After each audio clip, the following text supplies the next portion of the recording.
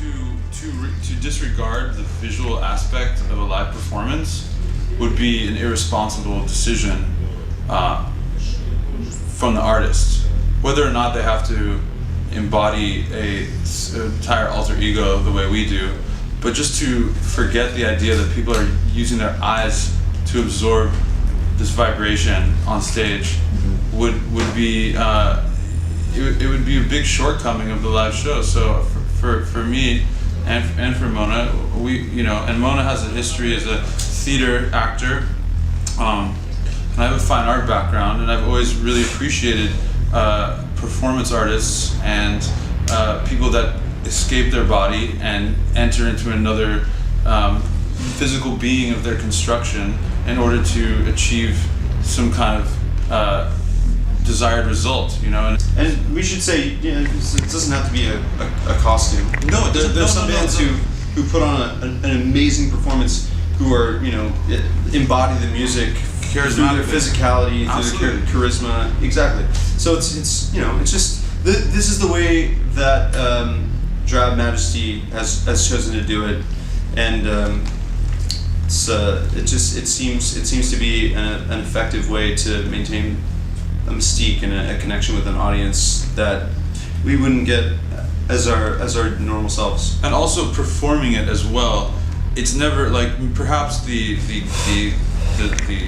outfit and the artistic decision in this happens consciously. The performance is very subconscious. It allowed, like, this particular garb that we wear in various tours allows us to perform outside of ourselves. Allows us to forget, to remember, the tattoos on our arms, or the normal clothes we were wearing that day in the van. To fully shift makes for a much more meditative experience for us, which eventually translates back to you. And it's a feedback loop. So it's always will be this way. We will never step away from this.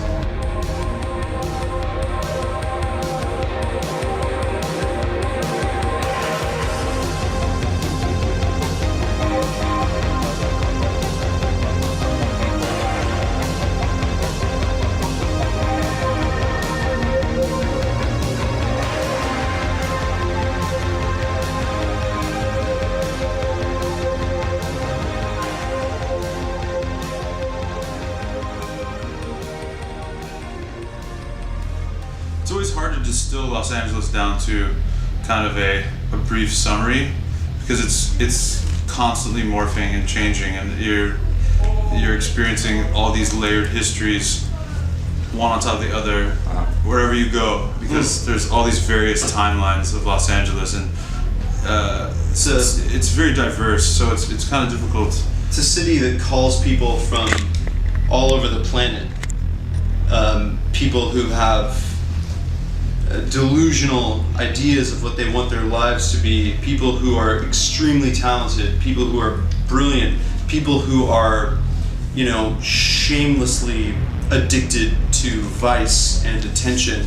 And it's this beautiful collage of ambition and crazy people all trying to achieve the ideal life, and very few people actually get to that level, or get to the level that they want to.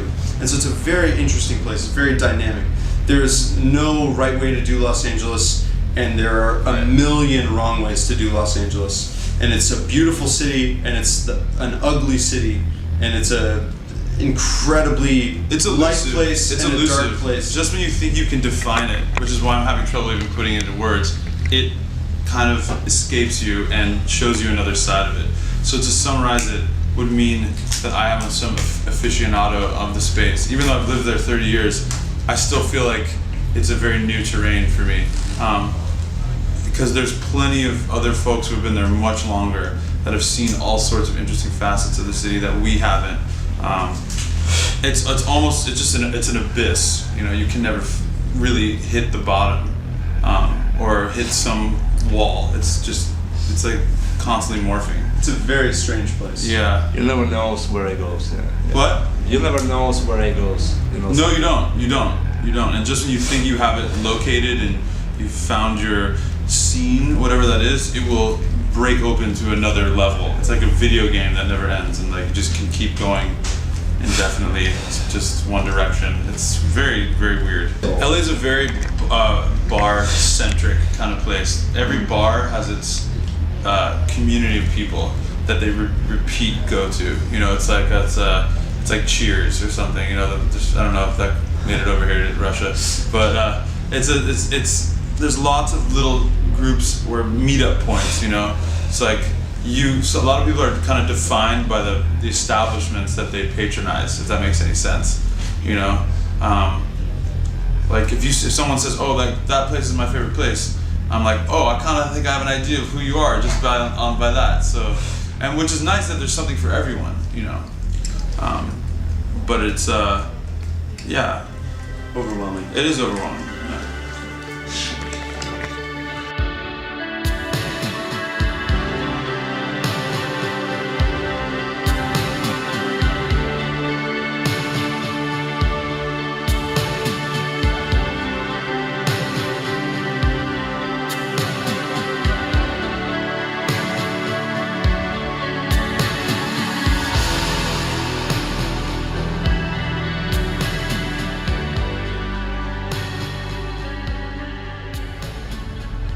Scenes were more isolated and well defined in the past, especially in Los Angeles. There were places where punks went, there were places where goths went, there were places where regular people went. All of these things were very well defined because the music, the art that created the, you know, cohesion in the scene was harder to access. And now that we have the internet, now that we have access to all this music, the scenes are becoming more accessible to more people, so there's more overlap. There's just more. There's a greater abundance of art and culture than ever before. But there's somehow, because of that abundance, it's diluted. It's less valuable. It feels less significant. It doesn't feel like something that's going to end up on a coffee table book or like in a print magazine. It just feels somehow just Cheapened a little cheapened, bit. Yeah. But that's the trade-off, because we want everyone to be included. Everyone should be able to access these scenes or whatever. But that being said, you lose purity on some level. Yeah, that's a very good point.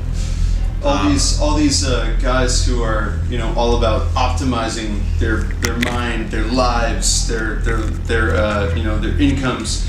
They're all taking psychedelics. They're taking LSD. They're taking mushrooms. And so they're starting to have these very strange ideas. It's like Mark Zuckerberg on acid trying to create like the ideal community out of his own crazy notion of how, you know, efficiently society could work. But it's completely batshit crazy and totally manipulative and repulsive. But also amazing that it can happen, and it can happen on such a grand scale. So many people are looking for that. So many people are looking for ways to be controlled. They want to submit their power to a higher authority, whether it's God, whether it's someone who has contact with God, whether it's someone who, you know, claims to just know something about the universe that they don't know. They always or if you just have money. Yeah. Money will persuade anyone. Sure.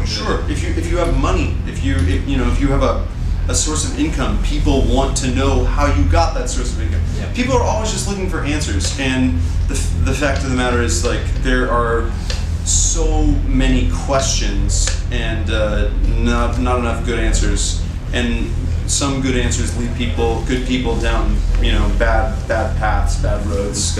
I've felt the pull of you know, religiosity or cult mindedness. There's just something so appealing about being right, but nothing's really right. There's no objective. There's no objective truth. There's no higher truth that you can really come to. So it is kind of like, you know, you have to look at these things from a vantage point of just your own, you know, your own self-assuredness that you don't know what's going on. You have to maintain skepticism. Skepticism.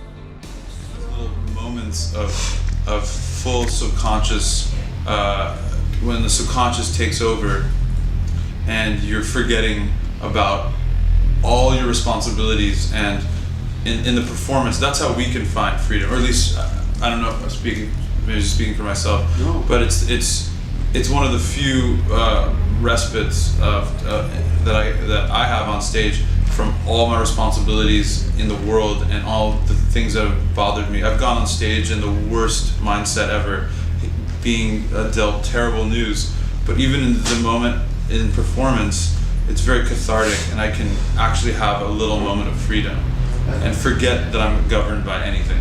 But yeah, definitely. I think there's freedom in discipline and repetition, and doing something,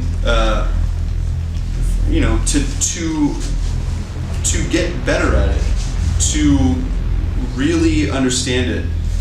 I don't think there's any freedom in ideology. I don't think there's any freedom in the state or what the state has to offer. I think freedom comes from the personal will, will to achieve something higher, and the way that you do that is by repetition and practice and discipline, and just playing around with one musical idea for hours and hours on end.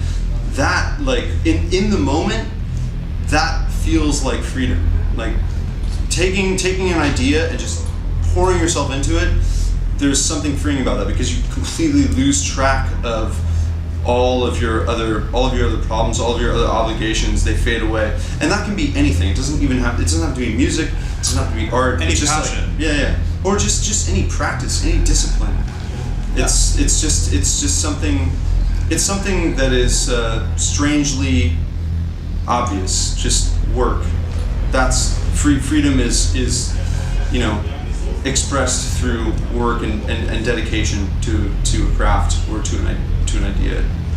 Not something that you pick up outside of yourself, probably. Developing a DIY resourcefulness is, I think, can hone a really interesting skill to explore areas where that are gridded and charted and have laws and whatnot, and break them and transgress through them. I think there will always be like inhibitors. There will always be, but I'm not too clear about what they are. So I mean, money for sure. Cultural differences for sure. It's very interesting to come here to Russia, and people from Los Angeles, they always say, oh, well, they're not going to really appreciate, like, they're going to be weirded by what you do. And that is just maybe in some places, of course, that might be true, but in the places we played, like, going into it with that kind of inhibitor in our mind is anti-freedom. And to forge through that and just be honest, we realize that actually doesn't exist, because there's beautiful people like you and you and you that give us agency and the platform to be to do what we do and to change other people's ideas. So the cultural difference is just it's just like a mental block in a lot of ways. At least for what we've seen, and so far amazing. And I was just in Athens for 2 months, and walking around the street like this. No one had a problem with it. Everyone's like interesting, but some people have this built-in block in their mind, like this will be not appreciated over there, yet they don't know. So you have to experiment to see where the actual lines of freedom and no freedom exist. And I think we're willing to take those risks and willing to take those chances. We have to be. Any good artist and any serious artist needs to forge into a space that might be uncomfortable. And I think more often than not, they will find that the world is actually kind of comforting to strange art, depending on how respectful you are to their culture, of course.